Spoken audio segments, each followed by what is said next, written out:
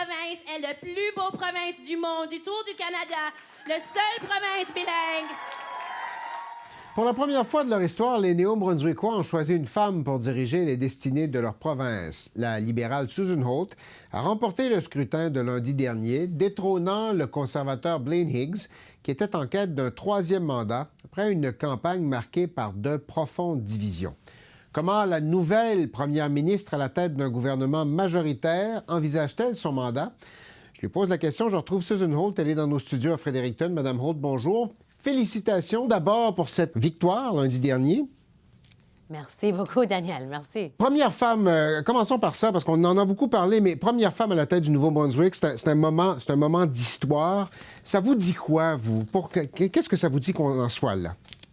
Ah, bien, c'est un honneur incroyable. Je peux pas expliquer, mais ça me dit que le Nouveau-Brunswick, les Néo-Brunswickoises et les Néo-Brunswickois sont prêts à des changements. Ils veulent un style de leadership plus rassembleur. Ils veulent être une province unifiée.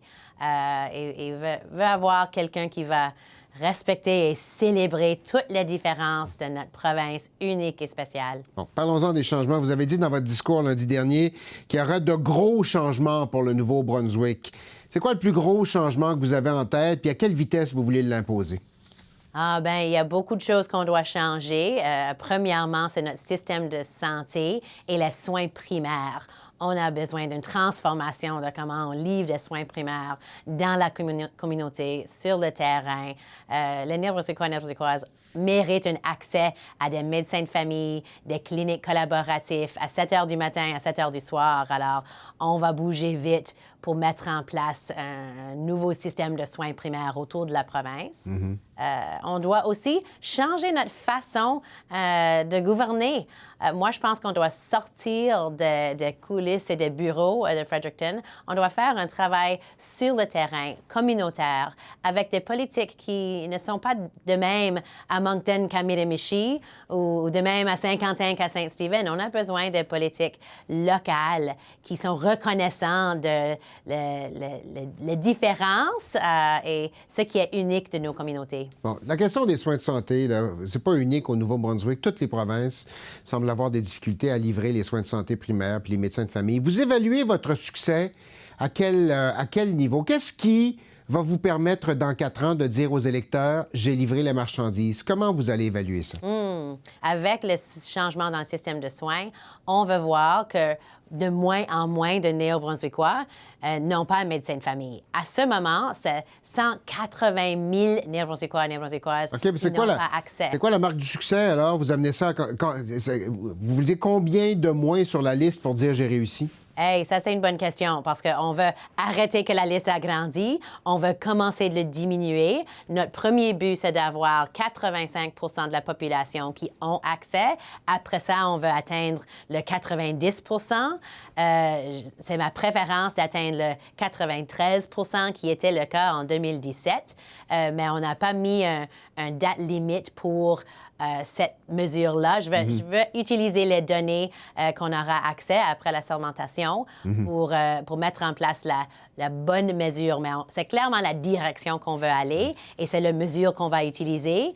On va déterminer le propre objectif avec les données qu'on va recevoir dans quelques jours. En arrivant au pouvoir au Nouveau-Brunswick, vous héritez d'une série de causes qui sont devant les tribunaux, les revendications autochtones, toutes les questions de construction d'écoles, la politique 713. Qu'est-ce que vous faites avec ça? Ah, bien, il y a trop de cas où le gouvernement est dans les cours. J'aimerais éliminer plusieurs de ces tribunaux, cet enjeu-là, et retourner à la table pour négocier et parler avec les partenaires Avec la politique 713, on a déjà dit que c'est le défenseur des jeunes qui a fait une recommandation à l'Assemblée législative d'une politique que notre équipe pense que ça va régler le problème. Ça, c'est sur l'identité de genre dans les écoles, hein, c'est ça? C'est ça, c'est ça. Vous avez... bon, vous n'êtes pas assermenté encore, vous l'avez dit déjà. Vous allez être assermenté bientôt. Vous avez à choisir un cabinet. Est-ce que vous pouvez garantir que ce cabinet-là va être paritaire? Ah oui, il y a beaucoup de choses qu'on doit équilibrer avec ce cabinet. On veut avoir une belle représentation de toutes les régions de la province. On veut un équilibre au niveau du genre, au niveau des langues. On veut que ça reflète la diversité des Néo-Brunswickois et Néo-Brunswickoises. Alors, ça, c'est notre objectif, c'est d'avoir un cabinet équilibré. Mais équilibré, ça ne veut pas dire paritaire. Est-ce que ça veut dire moitié homme, moitié femme dans votre tête? Est-ce que c'est une garantie? Non, je pense que c'est pas un 50 exact qu'on cherche on ne sait pas même si, à ce point si ça va être 14, 15, 16, combien de nombre de membres du cabinet. On va chercher une parité, mais peut-être ça va être 60-40, peut-être ça va être 40-60. On n'a pas finalisé le travail à ce point. Bon. Un mot sur la question de l'immigration. Le gouvernement fédéral a modifié ses cibles, a réduit ses cibles la semaine dernière. Il y a certains de vos collègues en Atlantique qui sont inquiets de ça. Est-ce que vous êtes inquiète de l'impact que ça peut avoir chez vous? Absolument.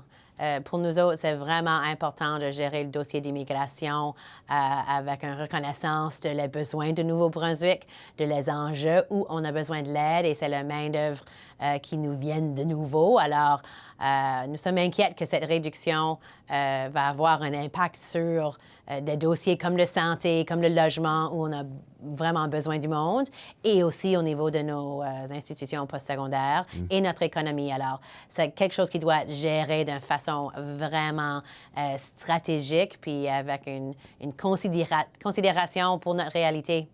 Monsieur Higgs, votre prédécesseur, n'était pas très chaud à l'idée d'accueillir certains demandeurs d'asile qui arrivent au Québec. Le gouvernement fédéral tente d'en repartir dans d'autres provinces. Est-ce que vous êtes ouverte, vous, à l'idée d'accueillir certains de ces demandeurs d'asile?